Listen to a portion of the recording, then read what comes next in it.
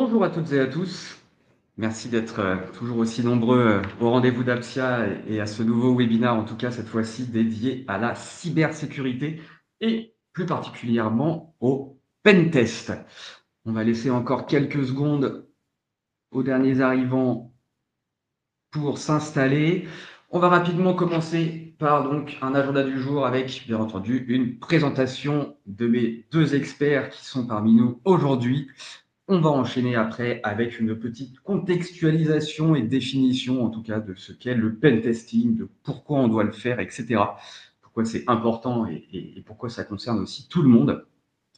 Bien entendu, une image vaut mieux qu'un long discours. Nous aurons le droit à une démonstration, ou plutôt une illustration, en tout cas, des différents outils qui sont utilisés lors du pentesting et des espèces de cas pratiques qu'on verra liés, en tout cas, au pentesting. Et bien entendu, à la fin, nous répondrons à l'ensemble des questions qui n'auront pas été répondues dans le fil du webinar. Je serai donc votre hôte aujourd'hui. Je suis Thomas Le Sueur de l'équipe marketing d'Apsia et je modère la totalité des webinars de la société. Et j'ai aujourd'hui avec moi, on va commencer. Alors, il y en a un des deux qui n'a pas de caméra, c'est pas parce qu'il est hacker secret ni rien, puisque comme vous constatez, il y a sa photo qui s'affiche. On a juste eu un petit problème de caméra, donc Nils va rester entre guillemets anonyme. Thierry, je te propose de te présenter en premier.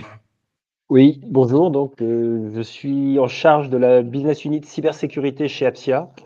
Donc, j'interviens dans le domaine de la cybersécurité depuis plus de 20 ans maintenant, et en charge de toutes les activités, que ce soit des activités de conseil, des activités d'audit et d'expertise, ou des activités liées à la mise en place et au management de technologies de cybersécurité. Donc, c'est le cœur de l'activité d'Apsia Cybersécurité. Et je vous propose qu'on détaille un peu plus aujourd'hui, plus spécifiquement les sujets d'audit et de pentest qui nécessitent de la démarche, de la rigueur et de l'expertise technique. Et Nils, même si tu es anonyme aujourd'hui, je te laisse rapidement te présenter. Ouais, merci. Nils Soez, je travaille avec Thierry au sein de l'équipe cybersécurité chez Apsia. Et aujourd'hui, je vais être votre présentateur de tout ce qui va être démonstration technique, illustration du pentest. Parfait. Alors, je vois qu'il y a déjà des gens qui sont en train d'utiliser le chat. Effectivement, hein, le but, c'est que ce webinaire soit le plus interactif possible.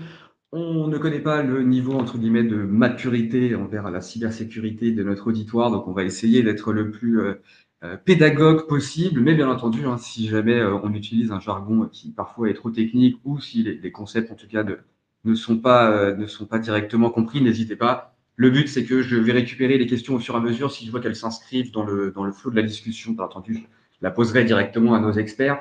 Et si je vois que c'est plus compliqué d'y répondre en live, je ferai en sorte d'y répondre à la fin. On va tout de suite commencer un petit peu par justement des éléments de contextualisation. Pourquoi aujourd'hui on parle de plus en plus de cybersécurité? Le mot est entre guillemets sur toutes les lèvres. Avant, c'était vraiment quelque chose qui targetait entre guillemets la plupart des grands groupes. On entendait plutôt des grandes sociétés qui étaient victimes d'attaques ou de leaks et de choses comme ça. Et aujourd'hui, en fait, on s'est rendu compte, et on le voit dans notre activité à tous les jours, que les PME, voire les plus petites entreprises, sont de plus en plus la cible justement de cybercriminels. Avant de vous montrer un peu les différentes stats, on va aussi utiliser notre expérience personnelle. Personnellement, avant d'être chez Apsia, j'ai fait de la start-up et des PME.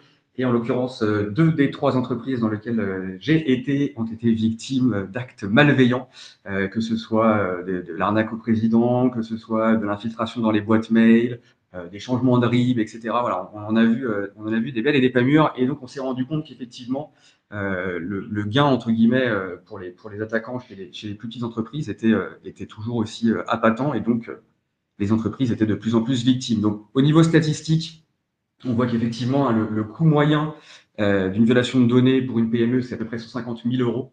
Alors, je ne sais pas si tu voudras un moment commenter ces chiffres, Thierry.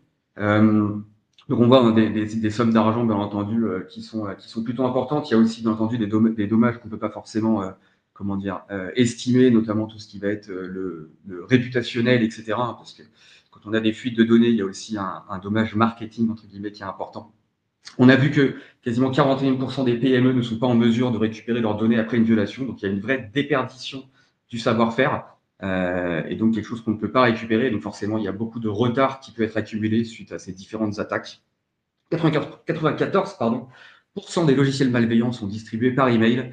Alors là, c'est pareil, si on se sert un petit peu de notre expérience personnelle, nous, on essaye de sensibiliser, entre guillemets, les collaborateurs à justement de ne pas cliquer sur des liens, on va dire, néfastes dans les boîtes mail. Et même dans une entreprise qui est pourtant plutôt técophile, on voit qu'il y a encore des gens qui peuvent tomber dans le panneau. Donc voilà, la sensibilisation, en tout cas, est vraiment à faire de tous et pas que des petits employés, hein, même les COMEX, etc., doivent vraiment être sensibilisés. On a 33% des entreprises qui ont payé une rançon, qui ont été confrontées à une nouvelle attaque. Bon, ça, c'est plutôt classique, hein. Souvent, la première demande, bah, ce n'est que la première, et souvent les attaquants vont essayer de répliquer, entre guillemets, les demandes de rançon, etc., jusqu'à ce que vous n'ayez plus un seul copec pour payer. Et enfin, il y aura 400 000 attaques réussies contre des PME cette année. Alors, je pense que c'est plus une évaluation statistique, mais voilà, ça vous donne en tout cas un bon comment dire, tour d'horizon du vecteur d'attaque et du nombre grandissant, entre guillemets, de PME qui se sont fait attaquer. Ouais, Thomas, si on peut commenter un peu ces chiffres, en fait, Bien sûr. alors le chiffre de 400 000, il est pas complètement farfelu. En fait, c'est une projection avec les attaques qui ont réussi cette année et qui sont projetées sur l'année prochaine, hein. Donc c'est une évolution assez standard, mais pas grand-chose, hein, c'est qu'une quinzaine de pourcents. Donc ça veut dire que dès cette année, plus de 300 000 attaques réussissent contre des PME. Et donc ce qu'il faut considérer aujourd'hui, c'est que les PME ne sont plus dans les dommages collatéraux, hein, des attaques, parce que évidemment, quand des attaques de grande ampleur sont lancées à base de produits malveillants, eh ben on peut en récupérer de façon indirecte, mais on constate aujourd'hui que les PME sont des cibles directes d'attaque. Et pourquoi le sont-elles? Parce qu'en général, elles sont moins bien protégées. C'est plus difficile d'aller agresser, attaquer des grandes entreprises bien organisées, parce qu'elles disposent de capacités à réagir, de capacités à s'organiser, de capacités à se préparer. Évidemment, les gains sont plus importants dans les grandes entreprises, mais vaut mieux faire plusieurs petits gains faciles à récupérer que un gros cambriolage, hein, si on peut prendre le pendant avec les malveillances bancaires ou autres attaques dans la vie réelle. Oui, puis c'est vrai que moi, si je prends l'exemple dans la petite startup dans laquelle j'étais, au final, en ayant réussi à s'infiltrer dans la boîte mail et en envoyant des faux RIB à l'ensemble de nos clients, effectivement, il aurait pu récupérer les factures du mois entier. Et là, le dommage aurait été quand même assez important. Heureusement, le grand groupe, justement, qui avait la plus grande facture, eux, étaient sensibilisés, entre guillemets, à ce genre de pratique. Et c'est eux qui nous ont sauvé la mise en nous faisant réaliser, entre guillemets, l'attaque. Donc, clairement, on remercie la grande entreprise de nous avoir dépatouillé de tout ça. Alors, justement, maintenant qu'on sait que la plupart des grandes entreprises, enfin des entreprises maintenant sont victimes d'attaques, alors comme vous le constatez, on est plus expert en cybersécurité qu'en PowerPoint. Enfin, je suis désolé pour la qualité graphique de ce schéma, mais en tout cas, il est parlant. On a donc plusieurs moyens et grands moyens, entre guillemets, de prévenir. L'organisationnel, pardon, et le technique. Est-ce que tu pourrais nous en dire un peu plus sur ces deux grands pans, entre guillemets, de la prévention? Oui, complètement, Thomas. Ça rejoint aussi les stades précédentes. En fait, le sujet de la cybersécurité, ce n'est pas qu'un sujet de technologie, ni qu'un sujet de technique. C'est avant tout un sujet d'organisation, hein. Et l'organisation veut dire être prêt, préparé, avoir analysé les points de faiblesse, avoir analysé les points de risque du système d'information de l'entreprise et se préparer à subir les attaques. Donc se préparer, ça ne veut pas dire forcément les accepter, mais ça veut dire être capable de réagir, être capable de remédier, hein, quand on est attaqué, et puis être capable de reconstruire, hein. Donc là, on est sur la thématique de la protection, la sauvegarde des données. Et puis donc, face à ces menaces, on s'organise, on s'audite pour connaître son niveau de maturité, on améliore les points faibles, et puis derrière, on va être capable de rebondir, de parer au maximum les attaques, hein. Évidemment, quand on est bien préparé, il y a une grosse partie des attaques qui vont rester en dehors de la sphère du système d'information de l'entreprise. Et puis pour celles qui vont passer, malheureusement, alors on va être capable de les détecter, d'isoler, et puis quand une attaque a quand même réussi, d'être capable de repartir sur des données correctement sauvegardées, hein. Donc tout ça, c'est vraiment la sphère de l'organisation, plus quelques technologies qui viennent combler les failles éventuelles, ou en tout cas anticiper et mesurer les alertes et les attaques. Alors, le pen test dans tout ça, c'est quoi? C'est un test technique qui va permettre de vérifier que notre système d'information est au maximum protégé et au maximum, imperméable aux attaques venant de l'extérieur. Alors, je tiens à préciser, je vais mettre aussi dans le focus, hein, bien entendu, de ce webinaire va être uniquement le pen test. Si jamais vous voulez un peu plus d'informations, entre guillemets, sur la partie organisationnelle, je me permets juste de vous mettre dans le chat une offre actuellement en cours en partenariat avec la BPI pour justement potentiellement profiter d'audits à des coûts réduits. Voilà, je vous la mets dans le chat. Si jamais vous souhaitez plus de précision, nous pourrons en discuter, mais en dehors de ce webinaire avec plaisir. Alors, revenons justement au thème qui nous intéressait aujourd'hui. Donc, on a ce fameux côté technique et donc on arrive sur ce qu'on a appelé les pen tests pour penetration testing. Donc, si on devait résumer, c'est en fait faire appel à une sorte de hacker éthique pour tout simplement tester les défenses de votre organisation. Alors, on verra qu'il existe différents moyens, entre guillemets, pour le hacker de tester avec plus ou moins de niveau d'information. Mais voilà, l'objectif, ça va être pour lui de trouver les failles, d'essayer de voir jusqu'où il peut aller justement dans l'exploitation de ces failles et de pouvoir vous rediriger après vers une solution de comment justement éviter et prévenir ces failles. Alors, on aime bien comment dire, imager ça par une sorte de cambriolage.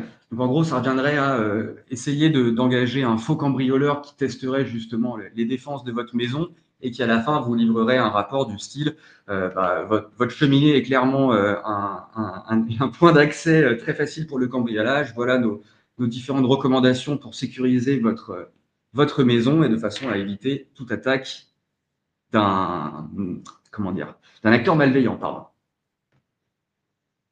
Alors, justement, une fois qu'on sait ce que c'est, pourquoi justement réaliser ces tests d'intrusion, pourquoi faire appel à des experts comme Thierry et Niels pour tester, entre guillemets, sa maison. Bien entendu, premier but, ça va être, comme on l'a vu, d'identifier tout ce qui va être les failles, les vulnérabilités, etc. Le but aussi, forcément, renforcer les systèmes de sécurité. Donc ça va être la conséquence, on va dire, de ce pen test. Bien entendu, on l'a vu tout à l'heure au niveau des dommages qui pouvaient être causés, entre guillemets, par les différentes attaques. On le voit aussi, hein, le côté réputationnel de l'entreprise, renforcer la confiance des clients et des parties prenantes, ça c'est très très important. C'est même presque parfois une demande, pour ceux qui ont l'habitude de faire des appels d'offres ou des choses comme ça, c'est parfois aussi une demande dans les cahiers des charges techniques d'avoir un certain niveau de cybersécurité et de test de ces applications pour pouvoir justement être référencé comme acteur de l'appel d'offres. Et ça vient forcément de pair avec justement toutes ces conformités et ces normes. Donc forcément, le RGPD, on va dire que c'est la plus connue d'entre nous, mais on doit tous y répondre. Et le but, c'est voilà, de tester au maximum, par exemple, ces différentes plateformes de relations clients, de choses comme ça, pour pouvoir s'assurer qu'aucune des datas ne peuvent être leak.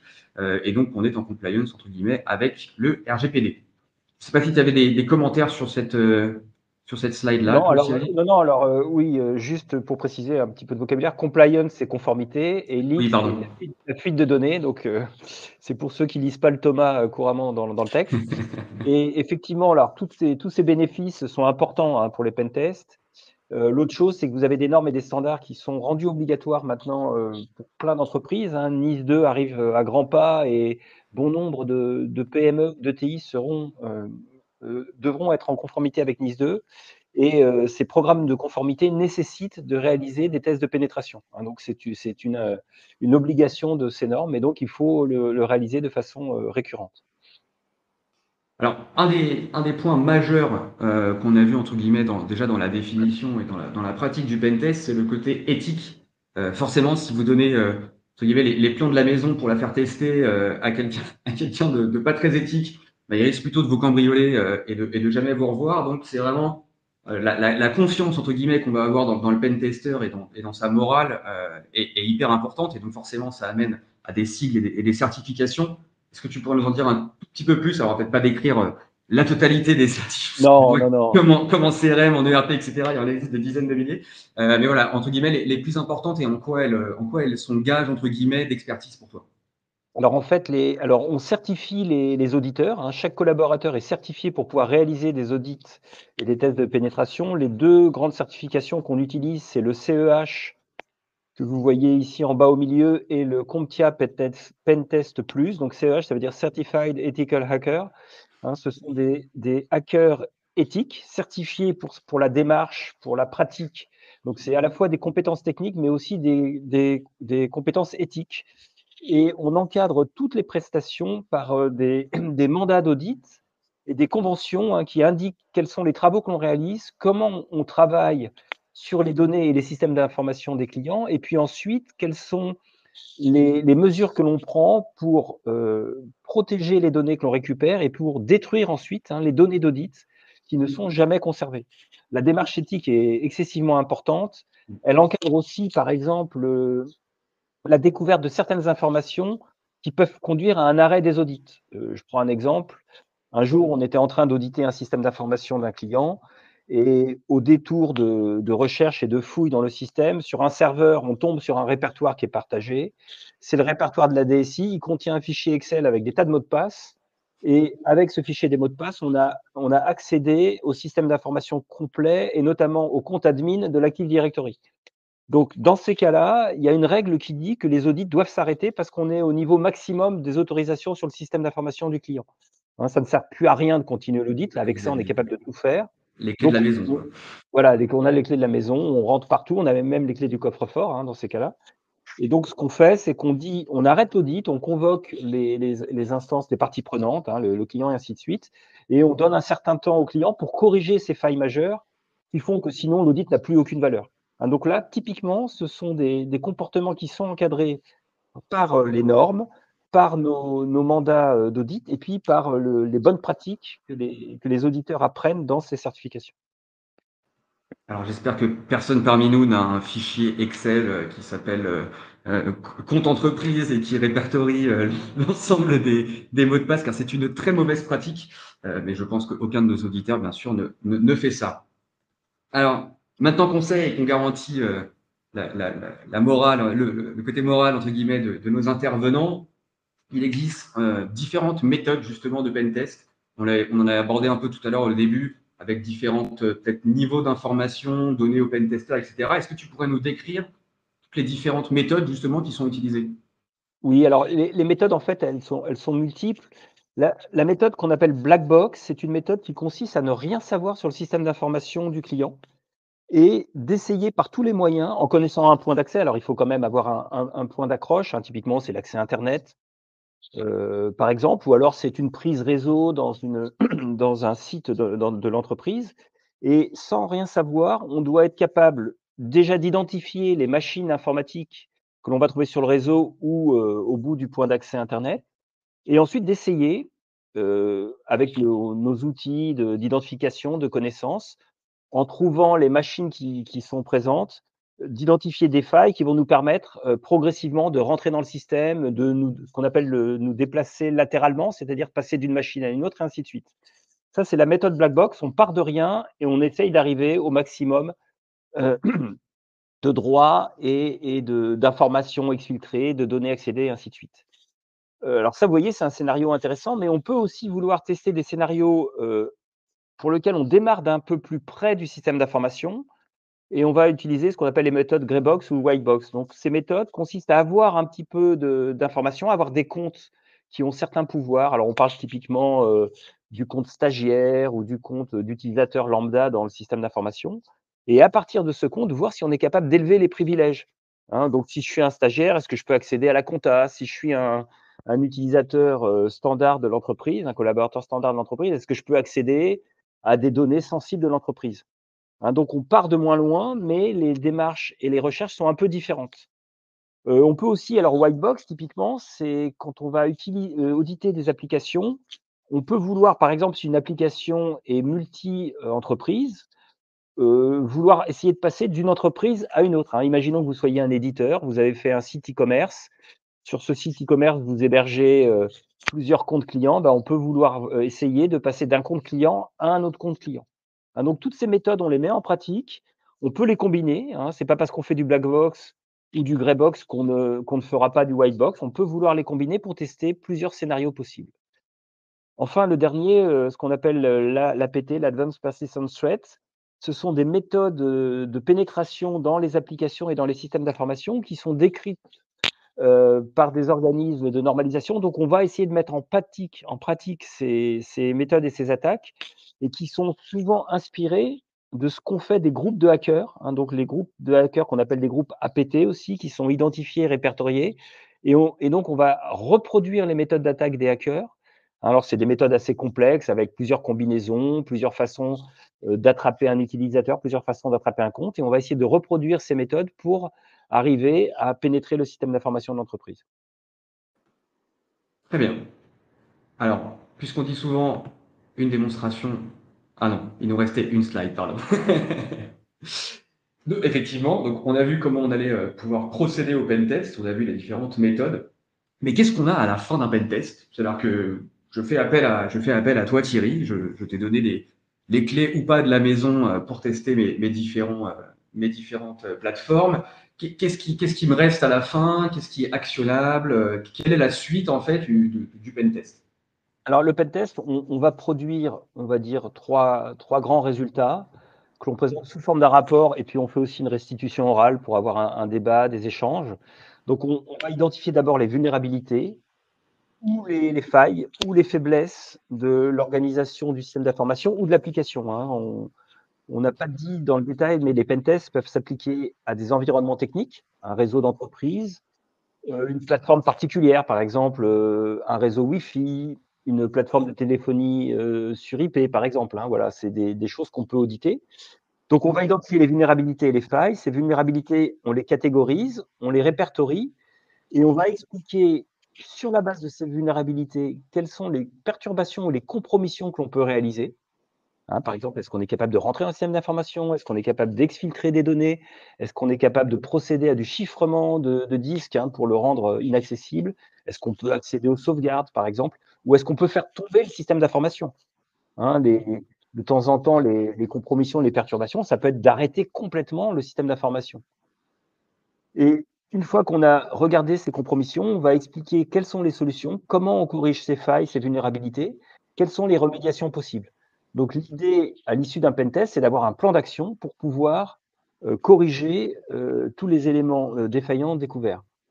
Et alors, on peut, à ce moment-là, procéder à ce qu'on appelle un contre-audit, hein, qui va consister à vérifier que les corrections ont bien été mises en place, hein. Donc, ça peut être aussi un travail itératif.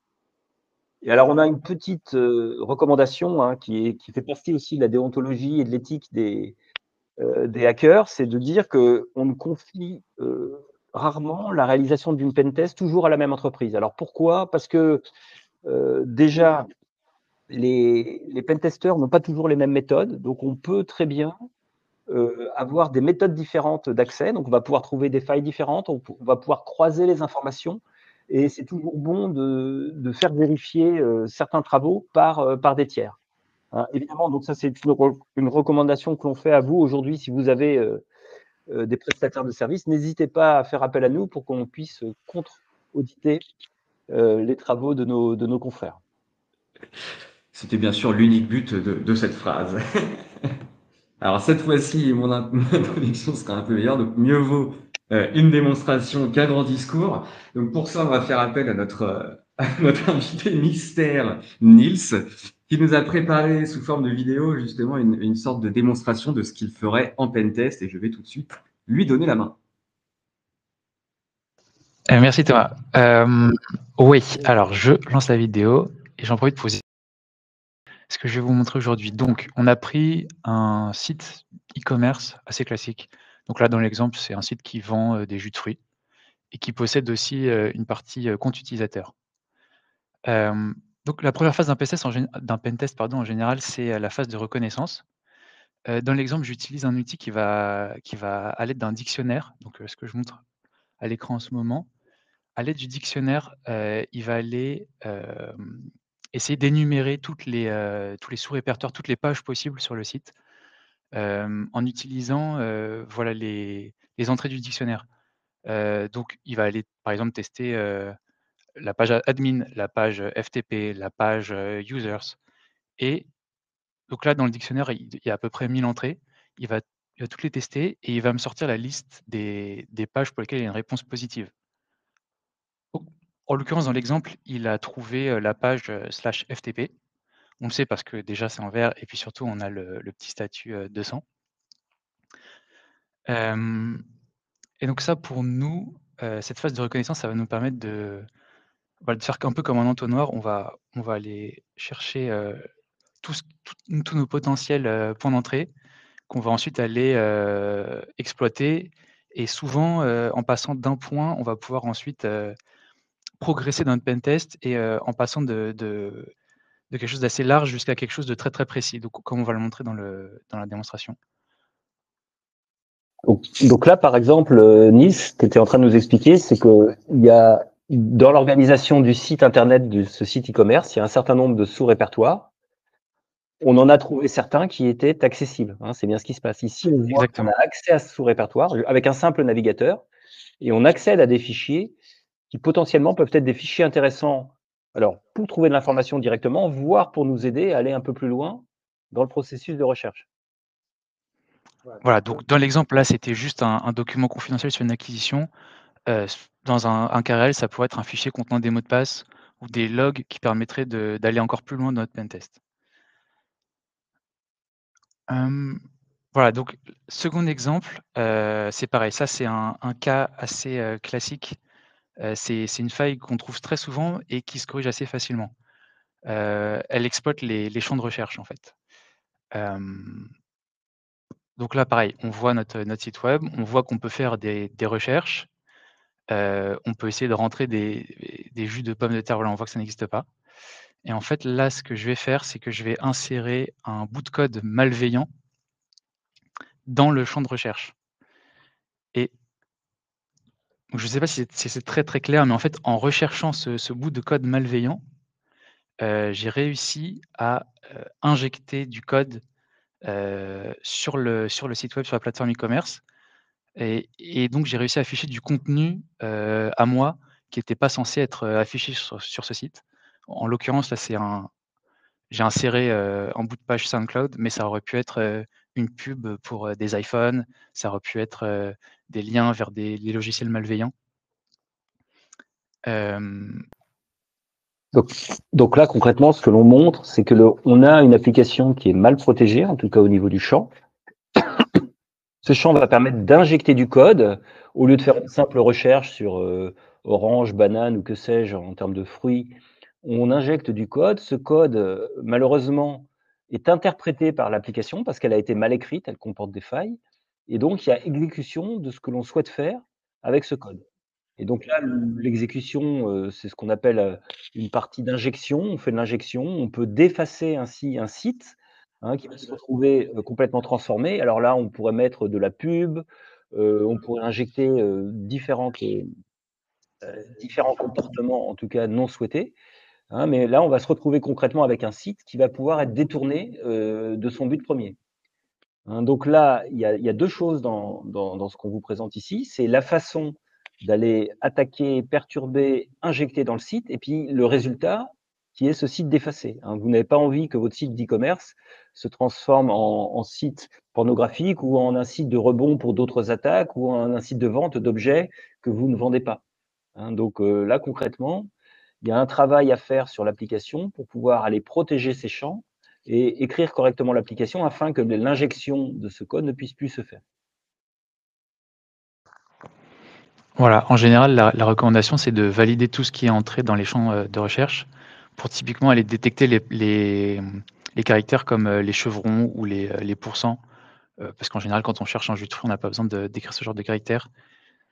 Et donc, on bloque toutes les chaînes qui contiendraient ces caractères. Donc, prochaine démonstration, ce que j'allais vous montrer, c'était ce qu'on appelle l'élévation de privilèges. Donc, sur l'application, comme je vous ai montré tout à l'heure, il y avait une partie compte utilisateur. Donc là, dans la démo, je me crée un compte utilisateur standard. Voilà, donc mon compte qui n'a aucun privilège particulier. Compte de test.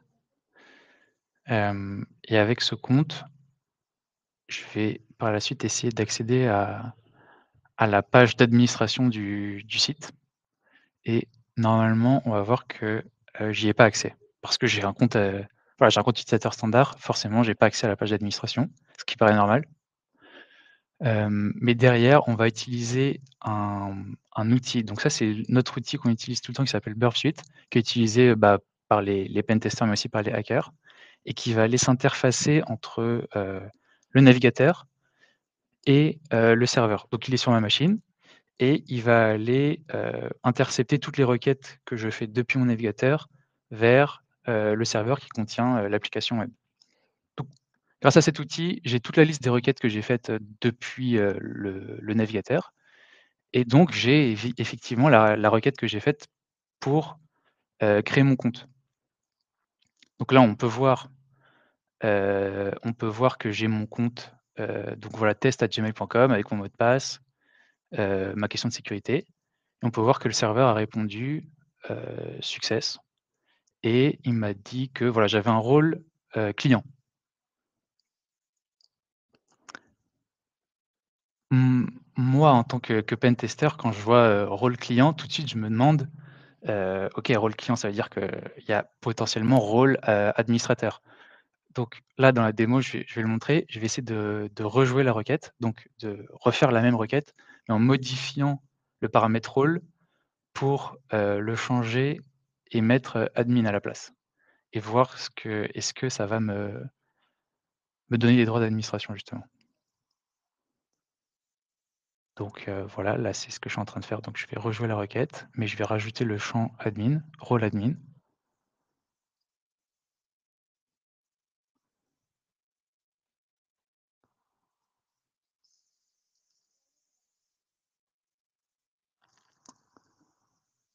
Voilà.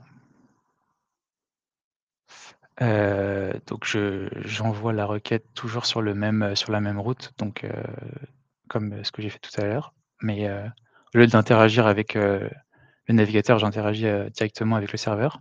Et donc on peut voir que la réponse du serveur, ça a été, success, donc ma requête est passée. Et on voit bien que j'ai créé un compte, test2 qui a des rôles administrateurs. Donc je vais tout de suite me connecter sur ce compte test2 et vous allez voir que je vais pouvoir accéder à la plateforme administration et je vais pouvoir, ensuite créer des dégâts sur le site, e-commerce.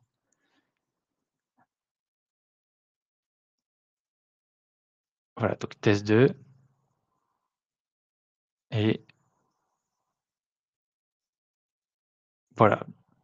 Donc j'ai accès à la liste de tous les utilisateurs du site et surtout j'ai accès à la liste, des avis que les utilisateurs ont laissés et donc en tant qu'acteur malveillant, enfin c'est mon rôle, je vais aller supprimer les avis, voilà et donc j'ai créé des dégâts pour le site e-commerce. Ah, il leur laisse les 1 étoile, dur.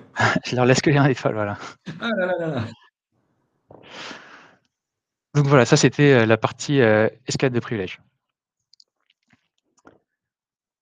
Et enfin, la dernière démonstration que je voulais faire, c'était, ce qu'on appelle, dans le dans le métier, on appelle ça IDOR, c'est, Indirect Object Reference.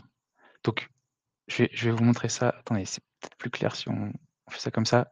Donc sur le site d'e-commerce, forcément, il y a une fonctionnalité où je peux ajouter des objets en panier, en l'occurrence des jus. Donc là, j'ajoute juste un jus de pomme à mon panier. Voilà, comme on peut le voir sur le site et ensuite je vais aller, toujours dans mon outil Burp Suite pour analyser les requêtes que je fais au serveur et je vais voir que, ajouter un outil à mon panier, ça crée une requête, voilà, panier et numéro 7. Donc on peut voir qu'en allant requêter le panier numéro 7, j'ai un jus de pomme à l'intérieur, comme, ce qu'on a vu sur le site. Seulement l'application, elle était mal, codée et mal protégée et elle est, il y a la faille header dont je vous ai parlé, au début est exploitable sur ce site.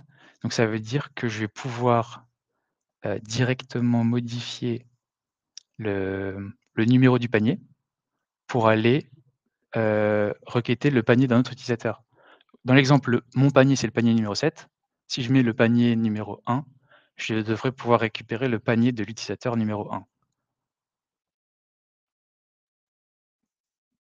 Voilà, donc j'ai requêté le panier utilisateur numéro 1 et on peut voir qu'il a un jus de pomme, mais on peut aussi voir qu'il a un jus d'orange et un jus de egg-fruit. Et donc en fait, c'est ça le direct object reference, c'est que, on peut accéder à des données qui ne sont pas les nôtres, de manière, directe, juste en changeant un ID dans une requête. Ce qui ne devrait pas être le cas sur une application bien protégée. D'accord, parce qu'en fait là, ça me permettrait du coup de récupérer par exemple ce qui a été acheté par d'autres utilisateurs que moi ou potentiellement des données stockées par d'autres utilisateurs assez facilement, si je comprends bien. Et exactement, c'est ça. Nous, on a eu un cas où on était en train d'auditer une plateforme pour la santé mentale et on arrivait à récupérer les conversations, entre, des utilisateurs et leur psy, sachant qu'on n'avait pas accès au compte des utilisateurs, juste en changeant, un ID dans une requête. Donc voilà, c'est quelque chose auquel il faut faire très attention évidemment. Surtout dans la manipulation de données sensibles. Ouais. Alors juste une petite conclusion là sur la démo pour rappel. En fait, vous voyez, il y a beaucoup de méthodes. Là, on en montre que quelques-unes, hein, de méthodes d'interaction, de méthodes d'entrée ou de, de perversion, on va dire, du code d'une application pour essayer de rentrer dedans. Le savoir-faire des équipes de pentest, c'est d'avoir une démarche méthodique qui consiste à balayer toutes les possibilités et aller chercher, fouiller et trouver des failles et des vulnérabilités. Alors là, bien sûr, vous avez une application qui est particulièrement mal faite. C'est des applications de test, hein, qu'on utilise pour montrer un peu tous les cas possibles. Évidemment, dans la vraie vie, on trouve moins de failles aussi vite que ça dans les applications, mais on en trouve quand même. Hein, et on va au bout derrière pour savoir ce qu'on est capable de faire. Donc, comme expliquait Niels, accéder à des comptes rendus médicaux juste en tapant l'identifiant de la conversation, ça suffit à exfiltrer de la donnée sensible, ce qu'on ne veut pas faire sur une application de ce genre. Hein, donc, on est vraiment dans cette démarche à la fois de travailler de façon éthique, hein, parce qu'on accède aussi à tout ça, d'identifier grâce à tous nos outils, là vous avez vu quelques outils, mais on en a beaucoup d'autres hein, qui permettent de rentrer, tester, injecter et simuler, et ensuite d'avoir un rapport exhaustif qui va vous permettre d'avoir accès à toutes ces failles, toutes ces vulnérabilités, et puis dans d'autres cas, il y aura des problèmes de configuration, il y aura des problèmes d'architecture, et ainsi de suite. Donc l'idée, c'est de vous donner un bilan, un portrait de tout ça, et bien évidemment de vous expliquer comment corriger et comment faire en sorte que ces choses-là n'aboutissent plus ou n'arrivent plus à l'avenir dans vos applications ou dans votre système d'information. Effectivement, enfin, moi j'avais aussi été victime, je pense que ce qu'on a vu là, qui comment dire, insérait des URL néfastes dans un WordPress en tout cas. Je me souviens d'avoir de m'être levé un jour et d'avoir des textes en russe sur la moitié de mes pages. C'était très agréable, mais quand ça détruit quelques jours de boulot en quelques secondes, c'est effectivement assez dédommageable. Alors, il nous reste quelques minutes. Je ne sais pas si vous avez des questions ou si tout était assez clair. En tout cas, je vous laisse encore quelques secondes si jamais vous souhaitez avoir l'expertise de nos invités. Sinon, dans tous les cas, si jamais vous voulez bien entendu avoir plus de renseignements sur les différentes offres, là, on n'a pas voulu faire de slide, on va dire, commercial avec tout ce qui est tarif, etc. Mais si jamais, effectivement, vous êtes intéressé, n'hésitez pas. Hein, normalement, je vais vous donner l'adresse du site d'Apsia et je serai à la réception des différentes demandes. Et bien entendu, je les aiguillerai, que ce soit vers Thierry ou Niels. Et c'est tout. Bon, on reçoit des merci. Logiquement, quand c'est comme ça, logiquement, c'est que ça s'est plutôt bien passé et que vous avez compris. Bah écoutez, s'il n'y a pas plus de questions que ça, on va vous abandonner quelques minutes avant. En tout cas, merci encore de votre participation, toujours aussi nombreux à nos webinars. Ça nous fait toujours autant plaisir. Et on vous dit à bientôt, normalement, pour un prochain épisode. Je pense qu'on en refera d'autres sur la cybersécurité, puisque c'est des thématiques qui ont l'air, entre guillemets, de plaire à notre audience. Donc, avec plaisir, si jamais vous avez aussi des idées de thèmes, de choses comme ça, n'hésitez pas à nous contacter. Ce sera avec plaisir. Je ne sais pas si vous avez un mot de la fin. Ah, pourriez-vous nous préciser le tarif moyen pour une PME et la durée d'une... Allez, on va la faire en 2-2 si tu veux. Thierry, il nous reste 4 minutes. Prix moyen d'un pentest pour une PME et durée moyenne. Alors, en fait, ça va dépendre du périmètre, de la profondeur du système d'information. Sur une application, ça va coûter, on va dire, entre 4 000 à 10 000 euros à peu près. hein, et ça peut durer 8 à une douzaine de jours. Voilà, ça c'est pour un audit applicatif sur un contexte assez riche, hein. Si vous avez un site simple, ça va beaucoup plus vite évidemment. Si c'est un site e-commerce avec plus d'éléments, s'il y a des API, des interactions entre applications, évidemment, ça va prendre beaucoup plus de temps. On personnalise toujours les prestations, les offres, on analyse préalablement, on étudie ensemble les scénarios que le client souhaite explorer, hein. On en a parlé de boîte noire, boîte grise, boîte blanche. Et puis, on va aller au bout de ce scénario, et bien évidemment, on rajuste la prestation en fonction de ce que l'on peut trouver, hein. On peut trouver aussi beaucoup de failles et essayer d'aller très, très loin dans les tests. En espérant que ce ne soit pas le cas si vous, si vous faites appel à nous, qu'il y ait trop de failles, mais c'est toujours bon pour notre activité. Donc, écoutez, en tout cas, Ouais, avec plaisir pour pouvoir discuter justement de vos différents parcs informatiques et de tout ce qui serait à analyser, en tout cas. Si on n'a pas plus de questions, eh bien, écoutez, je vous souhaite à tous et à tous une très bonne fin de journée et n'hésitez pas à nous contacter pour plus d'informations. Merci à nos deux experts d'avoir été parmi nous et de nous faire bénéficier de leur expertise dans ce jeudi après-midi. Au revoir. au revoir.